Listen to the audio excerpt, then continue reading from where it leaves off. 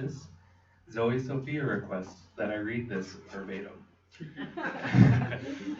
It's good. She is a high school dropout and has 2 master's degrees and is completing her PhD coursework this semester. She is the coordinator of LGBT programs at New Mexico State, and her work has helped to produce a 300% increase of transgender and queer use of health facilities, and yet she is still skeptical about the ethics of healthcare. She is a unique and special snowflake, and she has been invited to speak around the globe for colleges, high schools, and community organizations. Then say something personal that make people clap for me. Well, verbatim. That wasn't in the quotation. So I used to be a teacher here, and it was really cool to meet her. She's always really, really insightful and so smart and and beautiful. It's gonna be a great talk, and let's get a round of applause for Zooey Sophia.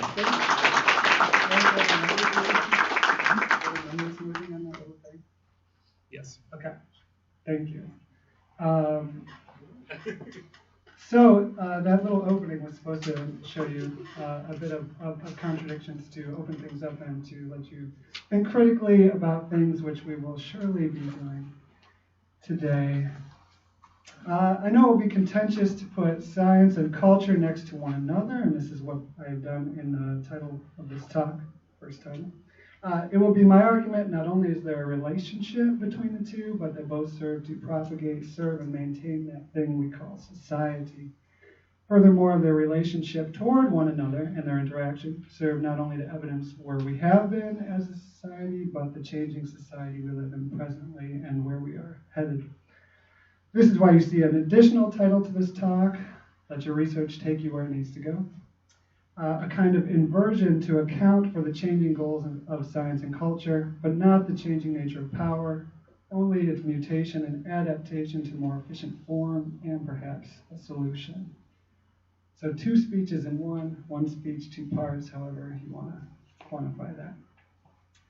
We could say that once science was a tool of culture and that its purpose was exclusion. Some might argue that science is objective, quantifiable, and based on fact, whereas culture is subjective and at the whim of people, artistic expression, and whatever else, and thus the two are unrelated.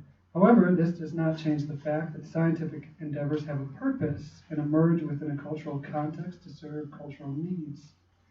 Science is, after all, based on and does require language, and is still thus an abstract human creation, as Nietzsche noted.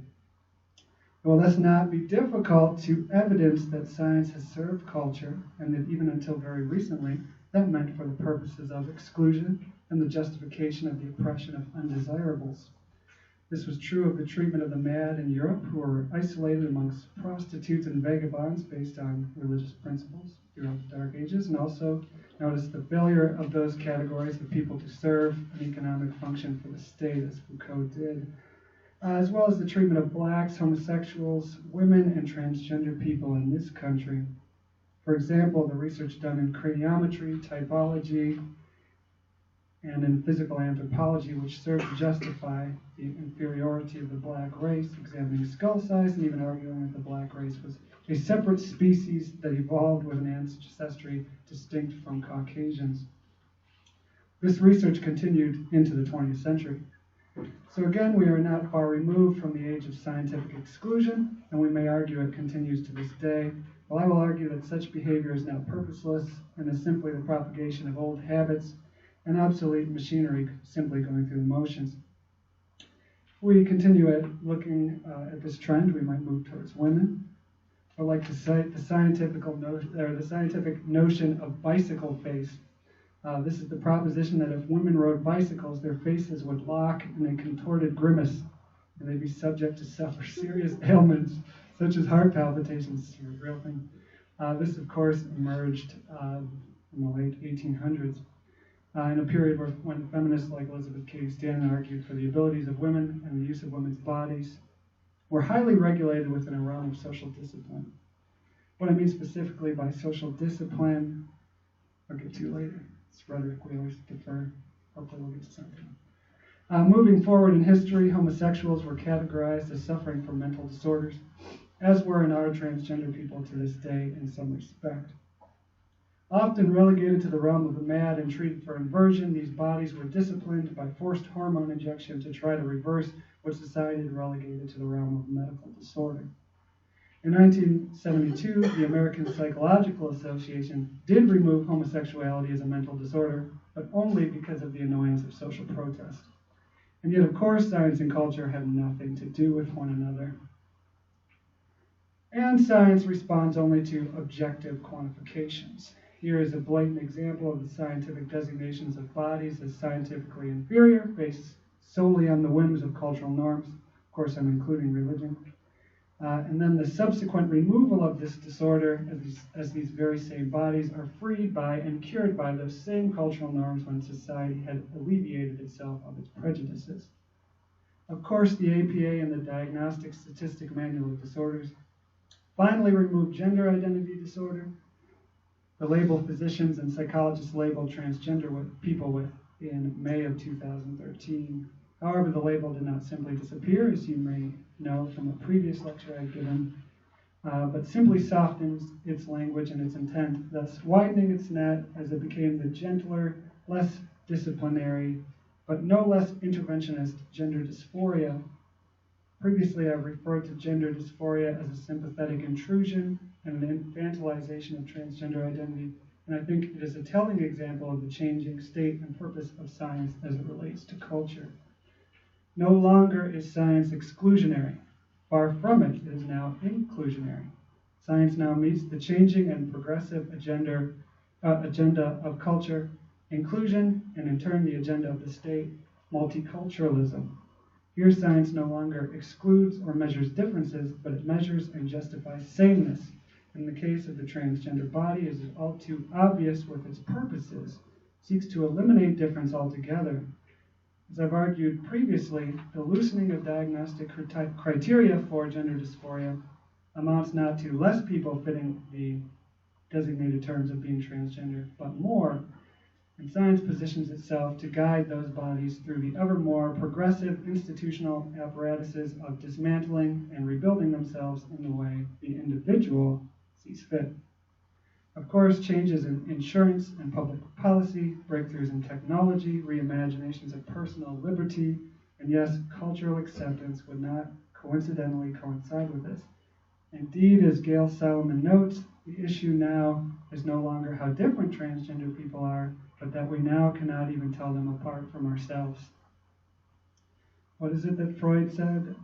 That the other who most frightens us is not the one who is most different, but the one who is most like us. And now you can recognize what is going on in Houston and other places who are futilely trying to fight off the new age by denying LGBT rights. But Kim Davis is not our enemy. Kim Davis is irrelevant. We will get everything we want. The question is, will it mean what we want it to? The scientific shift coincides with a cultural shift, which is easily gauged by such non-events as Caitlyn Jenner, the first Black president, and television programs like Modern Family, which all serve as symptoms of the emergence and shift into a new epoch. The move from what Foucault referred to as the disciplinary society, a highly policed and disciplined culture in which bodies move from one locus of power to the next, the school, the factory, the hospital, all of which impose strict norms and behaviors on the individual to create docile bodies subservient to culture and power.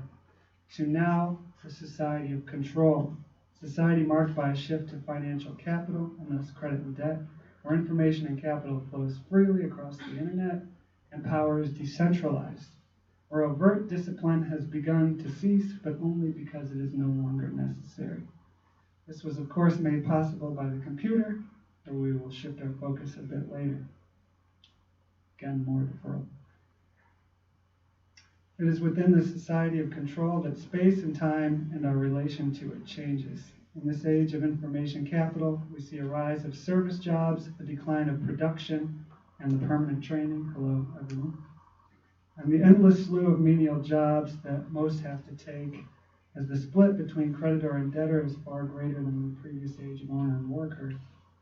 This is the sharing community, where one rents out their couch and uses their car for Uber, and many celebrate it without understanding its implications.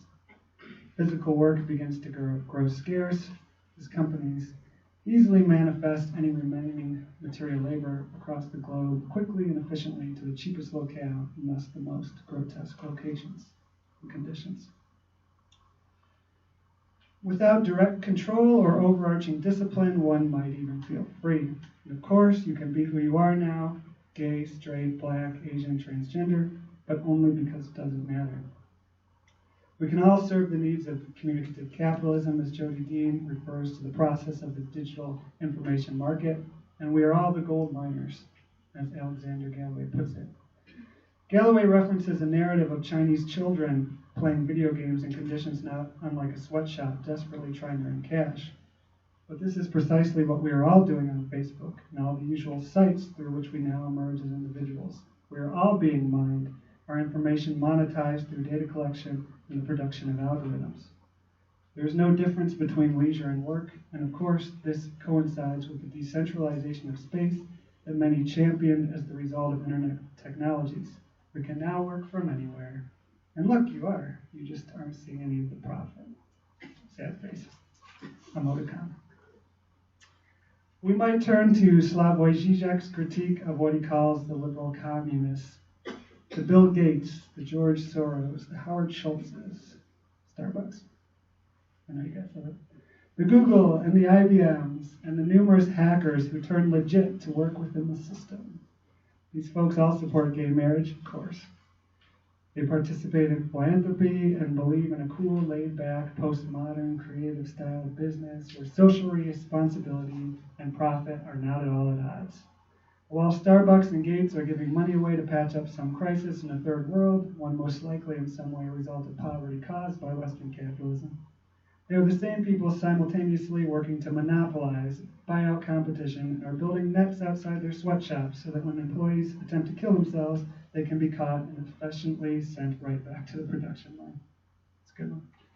As Zizek notes, this kind of appeal to multiculturalism is not unlike becoming constipated after eating too much chocolate and then being sold a chocolate laxative, being sold the problem for the cure, and vice versa. The new age of the internet has not met the libertarian goals that many had hoped for. Multiculturalism has failed in producing any meaningful kind of inclusion beyond the realms of technology and capitalism, beyond that, which were already highly hierarchical. It has also failed us culturally. As Galloway notes, it is now norms themselves which stand in for institutional exclusion. If we have now a post-racial, post-sexist, post-ageist, etc. culture, our attitude becomes, of course, race doesn't matter, all the more reason to preserve it. Robert Downey Jr. was once an alcoholic, now he just plays one in children's movies. Simulation stands in for reality itself here. For example, got some good ones.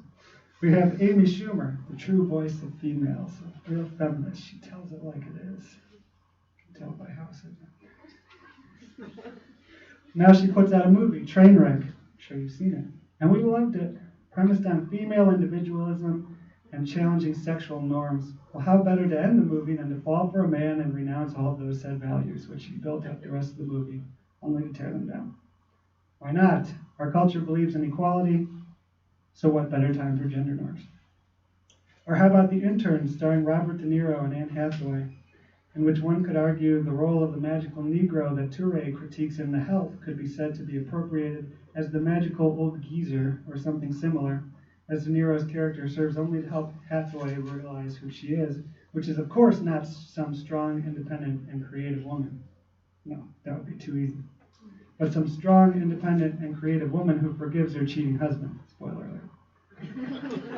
Because ultimately she is a female, and what better time for our culture than after fighting sexism for over 100 years to re-engage it, embody it, enacting its reproduction by becoming the circuits of its dispersal and bringing the circle to completion as inclusion, exclusion become indistinguishable in the new multicultural citizen of empire. We have shed our sins, so now we can choose them freely. And now things may be sounding familiar if you're at all familiar with my work, namely parts 2 and 3 of the Heteronormative Privilege series. Go watch it on YouTube. That's a shameless plug. Multiculturalism is, in fact, an active opposition to the goals of equity and autonomy, which it continues to claim to support. Now, perhaps we might blatantly state that it is not exclusion, but inclusion that is now our problem. Changing title. It is not a matter of fighting to have a voice, but fighting to make it mean anything at all. And this is not only because of the poor representation manifested in tokens like Caitlyn Jenner, as if any of us in the community really had faith, but the reduction and objectification of transgender identity to hundreds of thousands of dollars in surgery and Republican ideals would save us. It is about the ways in which empire circumscribes, deterritorializes our subjectivity and relations to other forms of life to emerge as citizens. And this is why it is so important to recognize that we move from the disciplinary society to the society of control. Identity politics and traditional forms of protest are of no use anymore. As Zizek, Galloway, and others have noted, 1968 is over. If you're a black nationalist, cool. An algorithm will send you to Michelle Alexander's book on Amazon. If you're punk, there's t-shirts at Hot Topic. If you're Michael Moore and you want to make a movie to take down capitalism, cool, because it will make us even richer. Get your tickets now, I heard it's coming out. You're feeling the burn and want to vote for Bernie Sanders? We will even let a socialist become president because it doesn't matter. It will not affect the flow of global financial capital and the operation of power one bit. I mean, I'm standing in front of you. I'm aware, covered in tattoos, a transgender woman. And I can remember in my first semester of college, not too far from here, not too long ago, a teacher saying that I could never become a professor looking the way I do. He was a very progressive guy. I think he read Marx and believed in social justice and stuff. But he didn't get it. It's perpetually 1968 for some people. We should now not be concerned when we are excluded, but when we are accepted. There's evidence that we are no longer challenging neoliberalism in any way. For me, the only political question is thus still Luce Irigaray pronouncement: how can the double demand for both equality and difference be articulated? And this is a question that is continually taken up by the left in two ways: that of the previously mentioned identity politics, and those who continue to call for a universal human rights doctrine. The former, of course, is problematic because of the changing nature of power and the ability of neoliberal capital simply to consume, sell, and market identities. And the latter because, as identity politics promoters have noted ad nauseum, any model of the human from which human rights may be drawn from is exclusionary. The entire history of Western philosophy evidences that quite effectively, as we see the model of all inquiry as a white, privileged man capable of reason, with the basis of our entire system of knowledge and ideas and what it means to be human, based off such tenets, and our tools of knowledge such as language so deeply entrenched in this metaphysics and epistemology, how could a neutrality be possible? And more so, a model which adequately represents the experience and bodies of all races, classes, sexes, genders, abilities, etc. Difference has been and continues to be predicated on sameness, even within multiculturalism. The other still emerges in relation to the norm and with his tools of oppression. However, the mode of this predication has changed form from exclusion to inclusion. You are now invited to the table, and you may dine, even upon your own cultural delicacies, so long as you wear the mask of the other. This is our fundamental problem. How can I achieve both equality and autonomy? Multiculturalism is the process in which inclusion and exclusion are no longer distinguishable. This is the greatest act of violence. Multiculturalism enacts violence upon us. As Pook constantly evidences, this violence works to flatten identities and produce a single way of being in the world, a consumer and propagator of neoliberal capital. As I noted, however, this form may emerge in several packages: black, punk, liberal, communist, feminist, etc., but only in appearance and only in so much as the ones being in orientation in the world are still aligned with and continue to reify empire.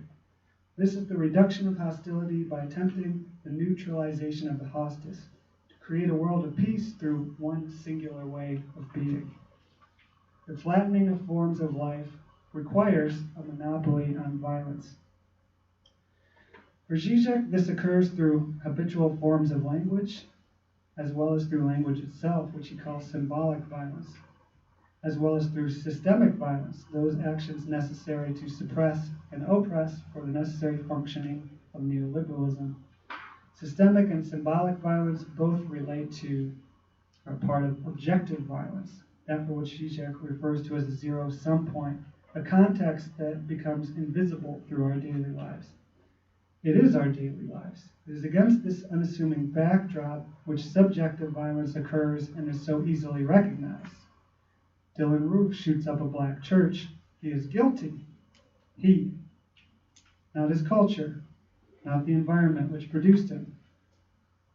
Some asshole makes HIV medication unaffordable. We make fun of him for being a hipster and ignore that millions, if not billions around the world already can't afford their medicines and that we have commodified life itself.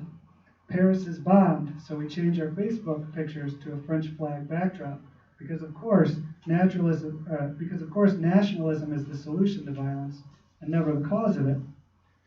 Objective violence, that which is necessary to maintain our neoliberal society. Homelessness, neocolonialism, sweatshops, chronic illness, war, terrorism. All of this violence is completely ignored. It is our daily lives. We have seen politicization of culture, calling for the jobs of any media personality who says anything politically incorrect. But what we need is the reverse. A culture that is politicized, that challenges a social order necessitated upon violence. Multiculturalism cloaks the violence of neoliberalism and propagates political correctness instead. So the question becomes, how might we intervene and challenge the violence of neoliberal empire? Part 2. Giorgio Agamben offers us a political ethos he calls the whatever. And it's been taken up in meaningful ways by collectivists such as Tikkun and theorists such as the previously mentioned Alexander Galloway. The whatever is a way of being which refuses subject positions and commitments, but it surely is not empty. It is full and singular, but so much that it is full of simply whatever it is. Not allowing categorization or traits, it is generic. It simply is. As Galloway puts it, the credo of the whatever ought to be, don't let it be, leave be. I would like to propose to this notion the addition of Slavoj Žižek's reading of Walter Benjamin's Divine Violence. A violence which serves no means, emerging from nowhere, which far from being an act of God or any divinity borrows from Nietzsche's notion of resentment. As there is nothing to gain, and it is surely irrational, but I will not let it go. This is the key, the emergence of the event, that which might cut through the mythic violence which establishes the law of being, and for us what structures and is neoliberal reality. A generic whatever violence is what I am proposing. This could be easily summed up by the motto of the infamous 70s film, The Network. I'm mad as hell, and I'm not going to take it anymore. We will not get our student loans back. We will not erase 2 completely useless wars. We might not even be able to solve anything, but we don't care. We're angry anyway. I think there are many examples of tactical media which evidence this, and works like those of Rita Raley, who have served to make sense of these contributions. As Raley notes, we can no longer storm the Winter Palace if we wish to revolt. Analogy since your youth. Not only is the princess in another castle, but she doesn't exist. At least not in a stable and immutable form. The Twin Towers fell, but capitalism continued. In the 1999 film Fight Club, on a roll now with the youth, right? A group of radicals sought to annihilate the reign of capitalism by blowing up the buildings of credit card companies. But already such tactics have been rendered useless, obsolete. Updated in 2015, Mr. Robot on the USA Network tells the story of a group of hackers who, to challenge the neoliberal order, must infiltrate, jam, and erase the digital records of credit and debt. It's a big shift, material to immaterial. Interestingly enough, Mr. Robot offers perhaps the only depiction of a transgender character whose purpose is not to reproduce sameness and integration into heterosexual intelligibility. Instead, the character of White Rose, played by a gay cisgender Asian male, B.D. Wong, challenges multiculturalism and the blandness of characters like Laverne Cox's Sophia by seamlessly moving in and out of male and female subject positions by reversing drag and challenging our notions of ontology, all while remaining the program's most revered and powerful character in the midst of a seedy criminal and technological underground. Perhaps White Rose could provide an interesting reading against the whatever. We're in a new epoch, as I mentioned. Power is formless. We must also be formless. Power is decentralized, and so must be the response. Empire is everywhere, but so are we. Hacktivism, doxing, denial of service requests, and unauthorized reconfigurations of technology all fall under the category of tactical media. This is what Anonymous does, shutting down corporate and political websites, and most recently revealing members of the Ku Klux Klan, including notable politicians, allegedly, as well as exposing the Twitter accounts of ISIS members just this week. Just send them there. This is also what Julian Assange did with WikiLeaks, making the secret goings-ons of power publicly available. Through informants like former soldier Chelsea Manning, Assange dumped secret military files documenting our injustices in Iraq and Afghanistan. Chelsea Manning to this day still faces grotesque and solitary treatment locked away in prison. So if we were concerned earlier that our acceptance meant our current tactics were not working, evidence of her treatment might lead us to believe that what she did was particularly effective. A final example might be the Electronics Disturbance Theater's Trans-Immigrant Tour, which made use of modified cell phones for the purpose of guiding Mexican immigrants to the U.S. without being tracked into water and resources across the desert. Tactical media is not used for the purposes of ushering in a new order, however. Its actions are swift, hit-and-run style maneuvers which instead seek to disrupt, jam, and frustrate the flow of information capital. Many critics thus find it to be without value, as it lacks definable material goals and perhaps any long-term motives, and often fails to offer evidence of material successes. But I think this is the point. Maybe we cannot create a new order. Maybe we cannot succeed, whatever that might mean. However, operating out of the whatever and initiating a generic violence, we can act to produce what Nietzsche calls the untimely and disrupt things in a way that may contribute to new ways of perceiving and being in the world, or what Deleuze calls the revolutionary becoming. Such acts may produce awareness and lead to the creation of spaces, environments with revived and numerous forms of life beyond the repetition of the one-dimensional creature produced by neoliberal capital. Thus, in short, change now relies upon the acceptance of our inevitable failure to acknowledge impossibility and proceed anyway. On a final note, love. For Zizek, without cruelty, love is ultimately sentimental, pathetic, without passion, and hardly human. For Zizek, love is in the realm of pure violence, outside law and outside power, neither establishing law nor maintaining it. This is where we need to be. To be compelled to life, to exist, to be generic, to be whatever. The following example may tell you more about me than it does about love. Go figure. But in the 2014 film Heaven Knows What, I think this is precisely what you will see. A story of two heroin addicts compelled violently towards one another, ready even to kill themselves for the other. And in one of the film's most disturbing scenes, you see the main character, a young woman, attempt this by slitting her own wrists, veins tearing apart in front of the viewer.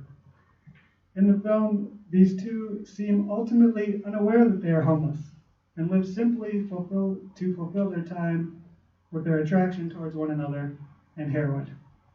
moving from one moment to the next without any plan, probably without any thought at all. The order of empire seems to elude them. They are whatever. It is life that we must pursue. We must pursue ourselves. We must pursue each other, whatever that means. To conclude, inclusion is now the problem. It represents an objective violence appearing in both systemic and symbolic form, which refers to itself ironically as multiculturalism. In reality, it is the flattening of identity to a singular form of being in the world, a citizen of empire, as de Kuhn declares, a consumer and propagator of neoliberalism. The new world will give us everything we want, protections for all bodies, rights and freedoms, but it will strip those bodies of their meaning and engage them solely as the conduits of capital.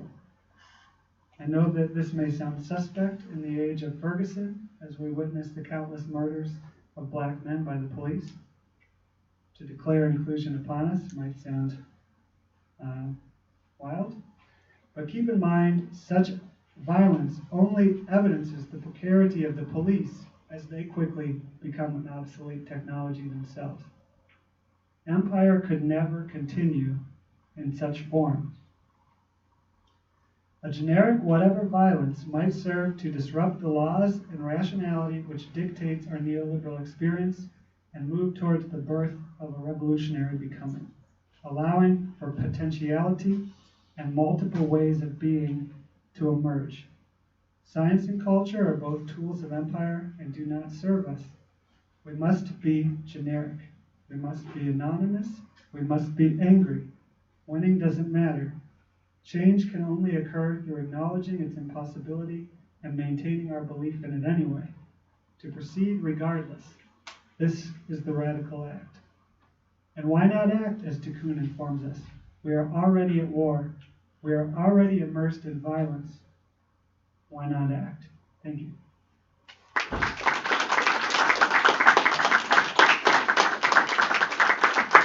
All right, before I go to questions, I want to thank my assistants in New Mexico who freed up my time to write this super long piece that maybe put some people to sleep. Hopefully it didn't. And also a professor I've been working with, Dr. Stagliano, who has been a great support and guided me in some very helpful directions. So, questions?